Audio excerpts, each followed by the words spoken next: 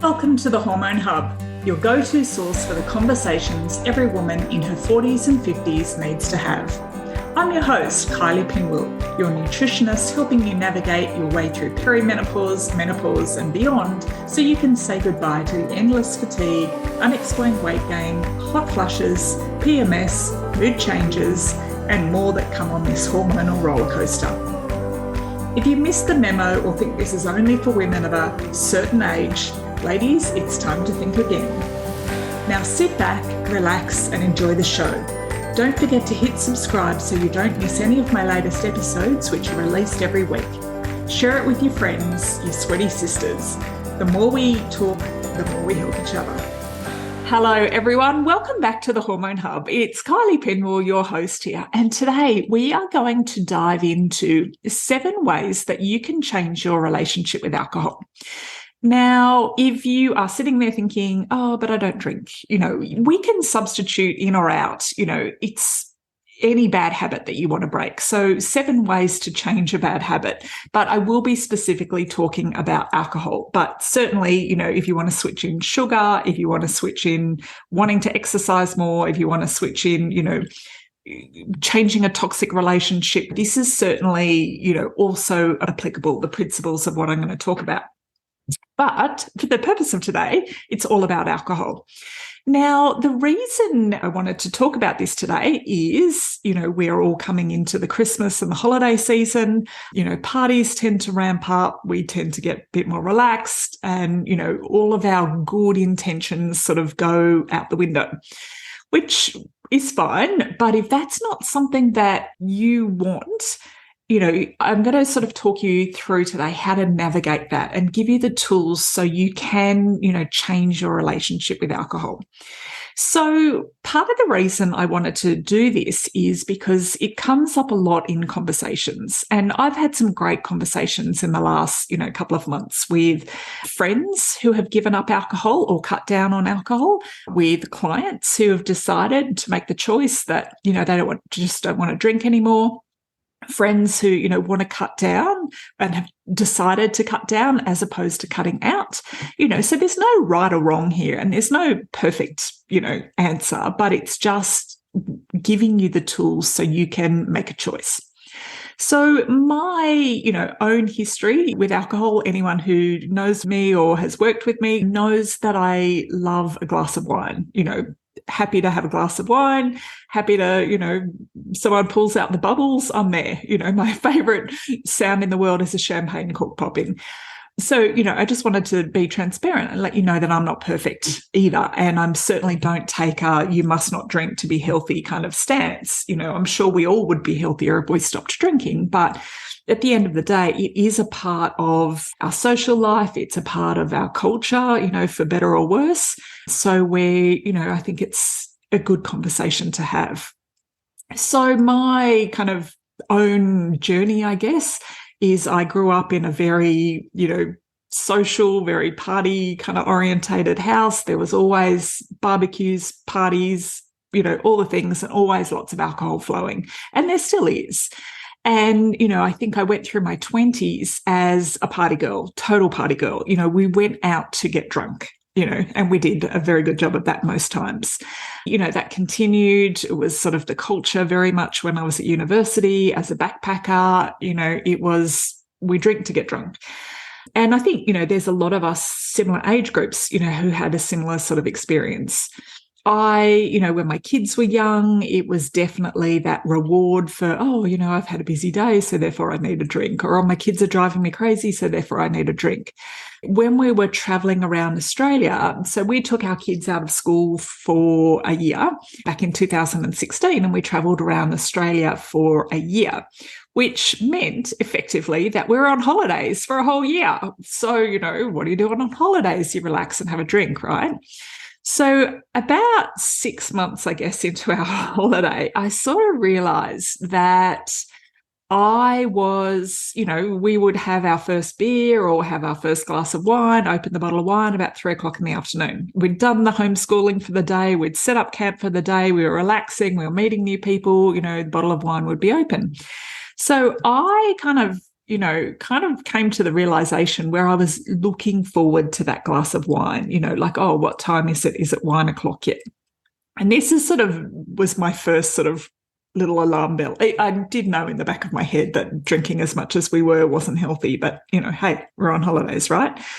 And it was when I started sort of looking forward to that glass of wine earlier in the day. I'm like, okay, this isn't right. And then I sort of started to pay a bit more attention, and I noticed that, I was pretty much drinking a whole bottle of wine a night, or what I would do is I would leave, say, a glass of wine. So I was having effectively 6 standard drinks out of alcohol a day, but I would leave in my head, I thought this was a great idea. I would leave a small glass of wine. So therefore I didn't drink the whole bottle. And we had, if you've listened to sort of all of my episodes, there's an earlier episode I did with one of my friends, Nicole, and she said, in her journey of giving up alcohol, she used to do exactly the same thing. So I think mentally we justify it. Oh, it's okay, I didn't have a whole bottle, So, so the fact that I was drinking pretty much a bottle of wine a night, I wasn't feeling tipsy, drunk. I was feeling relaxed, but certainly wasn't feeling the effects that I should have been feeling after a bottle of alcohol. And then the thing that really disturbed me was I was waking up the next morning feeling fine, so I was able to tolerate, pretty much a bottle of wine a night and not feel the side effects. Then when I started working with women and women's hormones, so what I did, just to sort of backtrack a bit, is I actually recognized that for me, white wine went down like water. And, we were traveling through the top end. So it was hot and it was easy to drink. So for me, I made a conscious effort to stop buying white wine and stop drinking white wine. So I did. And to this day, I consciously don't have cold bottles of wine, in the fridge, because I know I'll just have a glass, and it's fine if I choose to do it, but I don't want to slide back into that habit of just having wine because it's there.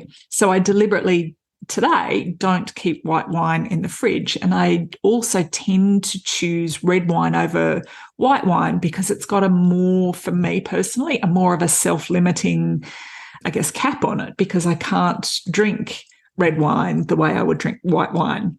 The tolerance just isn't there. So, so just to sort of give you a bit of context about where my sort of relationship has been with alcohol and, where it is now. So now, I can choose to drink or I can choose not to either. So I'm certainly not a big, you must give up is not what I'm saying. This is sort of giving you how you can navigate to have a healthier relationship. If you want to give up, that's great. Fully support that. If you want to create a better relationship, that's also great. And I fully support that too. So that's sort of where we're going with today.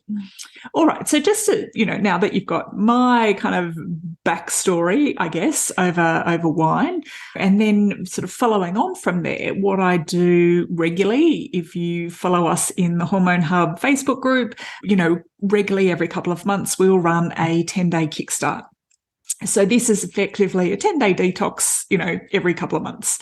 So this for me is, it's cold turkey on, alcohol and coffee as well. So it's a chance to just give my body a break from, my coffee. And also I kind of go into that now that I've done it a few times, knowing that I don't rely on coffee and alcohol.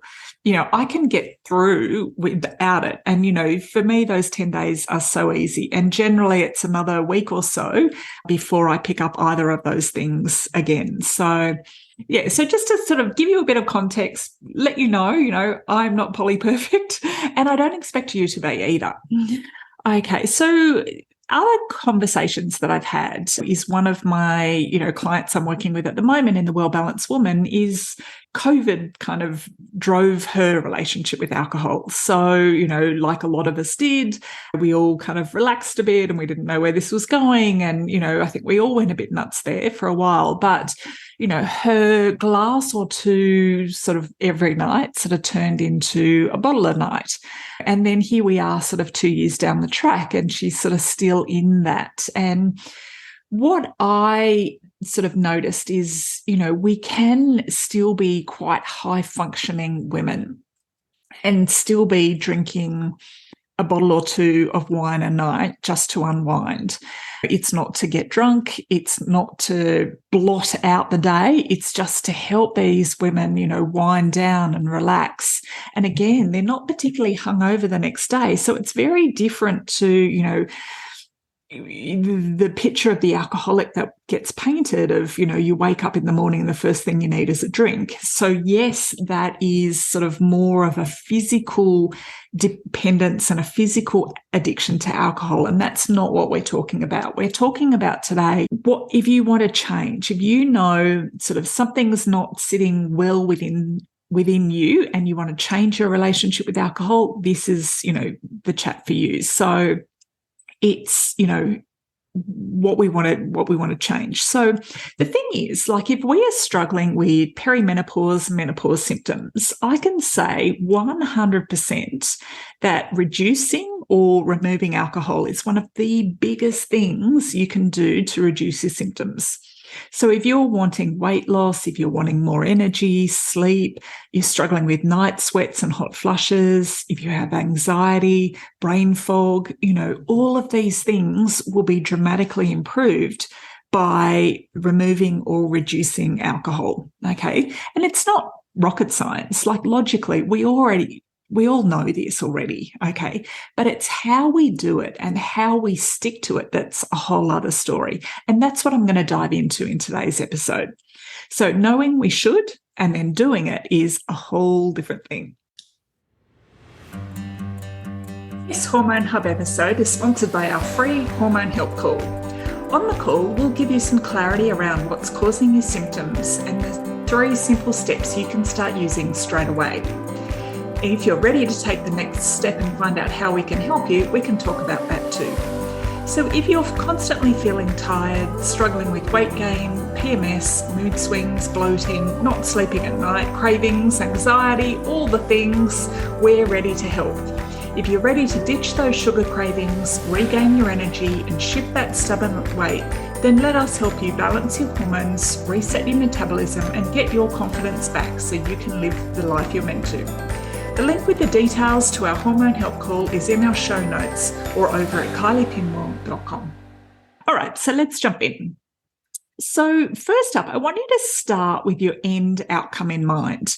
So what does your ultimate relationship with alcohol look like? What do you want it to look like? Do you want no alcohol at all? Or is it being able to have a drink on the weekend but not midweek? Okay. Is it being able to choose when you do or you don't drink? Okay. Now, I want you to sort of think long term, not what you need right now in the minute. So where do you want to be a year, 5 years, 10 years from now? And what does that relationship look like? Now, rather than focusing that, you have a problem with alcohol, just, how about we reframe that? Why don't you accept that, you actually want more from yourself? Okay, so acknowledging that you want more from yourself and acknowledging that you want more from life and acknowledging that you want things to be different kind of brings more relevance and a bit more motivation into, sticking with, your commitment to reducing alcohol and that commitment that you want to make to yourself. So that's the first thing, is start with the outcome in mind, where you want to go with this. Now, the next one is I want you to drop the all or nothing attitude. Okay, so we can reduce, and that's fine. And it's interesting because, we're all sort of watching this alcohol-free industry just boom, okay? And look, it's a good thing because, it gives us other options. But I really encourage you to do your homework. Because just because there's no alcohol in it doesn't mean that it's not loaded with sugar or it's not loaded with chemicals or sweeteners or, all the other things. So before you go down the substituting with non-alcoholic options, just do your research, read the ingredients. What else is in it? Or, are you better off just having a mineral water and a lime, and a fresh squeeze of lime? Personally, I'm not a soft drink drinker. So, I'm not likely to choose something that's going to be sweet. And I think one of the dangers I see with this alcohol-free industry is it kind of also brings this all or nothing approach. And I think, for a lot of us, it's setting us up to fail. It doesn't have to be all or nothing. So instead, what I encourage you to do is, aim to drink one less drink next week. Okay, so by having one less day a week that you're drinking, or one less drink that you're drinking, you're further ahead than someone who never starts, because to go cold turkey or to give it up altogether is just too overwhelming. Okay, so this need to drink alcohol is nothing more than a feeling to, or needing to feel something. Okay, so, in order for us to not to feel, something else, so we going to alcohol so we don't feel tired, so we don't feel overwhelmed. And, so ask yourself, like, what is it that you're trying not to feel? So a lot of us kind of get to 1 o'clock because, it's a reward for having a busy day, or, it's a pep me up to get through dinner while I cook dinner, or, all of those things. So rather than, like I said, rather than going cold turkey and feeling that you 100% have to give up, just sort of think about, let's make choices that were better than before. So if we're one less day a week that we're drinking, one less drink that we would normally drink, it's all going in the right direction. So progress over perfection. So the next point is, if reducing your alcohol intake isn't working on your own, why don't you find some kind of support that aligns with you? And there's a lot of, companies, brands, there's apps, there's services, there's all sorts of things that bring a unique approach. So find what's going to work for you. I think gone are the days where, it was only Alcoholics Anonymous or rehab, and I think if you are certainly dealing with alcohol addiction and physical addiction, then, they are certainly great places. I have very close family members with addiction, and for them, AA is a community, and it's now a lifestyle, and now, it's pretty much been life-saving, I would say. But, for those of you who are just sort of exploring and you want an approach and you want support to sort of change your relationship with alcohol, certainly this is what we do inside the Well Balanced Woman program. We're there to support you and suggest, other behavioral choices and other options. There's also, companies like Sober in the Bush, there's Hello Sunday Morning, This Naked Mind, so find something that you enjoy, something that brings you curiosity and interest and, that motivation to continue. Because if you aren't enjoying it and it feels like a punishment, or if you feel guilt or shame or anything like that around it, then something's not quite right. Okay, you need to find another option. Okay, and the next point is, just following on from that, is you actually don't need to have a severe drinking issue to want to drink less. Okay, so one of the biggest problems, I think, for a lot of women is they feel that they aren't that bad when it comes to alcohol. So they, everything just gets quietly swept under the rug. Now, I have worked with women who drink 2 bottles of wine a night, okay? And I've got clients, and they want to change that. I've got women who drink, 2 nights a week. It might be 2 glasses 2 nights a week, and they want to change that. Okay. So there's no right or wrong. There's no judgment. Both individuals have the right to choose to drink less. Okay. So rather than comparing your alcohol intake to people that drink less than you, or comparing yourself to people who drink more than you, why don't you compare yourself to the person you want to be? So the only comparison you should be making is your current alcohol intake levels with the alcohol intake you want to have. Okay, so, Just because she does something different doesn't mean she's better or worse. Just focus on you. Stay in your own lane. Where are you at and where do you want to be? Now, the next point is a great way to start is with, just a short, sharp detox. So, something like a 10-day kickstart. So give yourself permission and give your body permission to experience life without alcohol and see what comes up. Okay. So you'll surprise yourself with either how well you can do or maybe how much extra support you might need. Okay, listen to your body. If you feel great detoxing, take on that feedback from your body and continue the journey. If you feel terrible detoxing, take on that feedback from your body. And, this is where you might need professional support to help you take care of your body and give your body what it's asking for. So some of us feel fantastic the day we drink less. Some of us become more aware of the emotional, the physical pain that our bodies have been feeling underneath all that alcohol. All right. So again, there's no judgment. There's no right or wrong. It's just where do you want to be? Now, if you are, if you have decided to, start a detox or, you want to cut down or cut it out, what I highly recommend is remove any alcohol from the house or at least from eyesight.